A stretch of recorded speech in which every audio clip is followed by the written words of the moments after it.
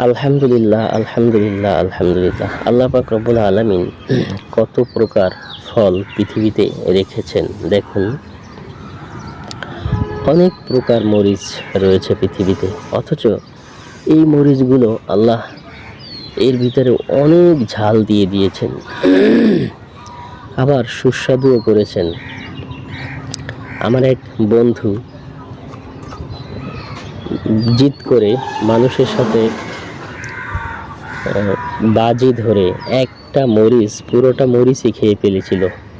তো সে সারা দিন অস্থিরতায় এবং বমি করতে করতে তার অবস্থা 12টা বেজে গিয়েছিল। তাই বাজি ধরে আপনারা এই বোম্বাই মরিচ কেউ খেতে যাবেন না।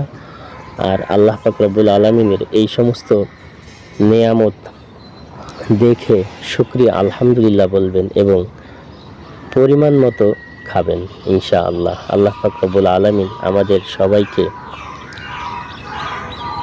শুকরিয়া আদায় করার তৌফিক দান করুক এবং ভিডিওটি শেয়ার করে দিবেন, লাইক কমেন্ট করে।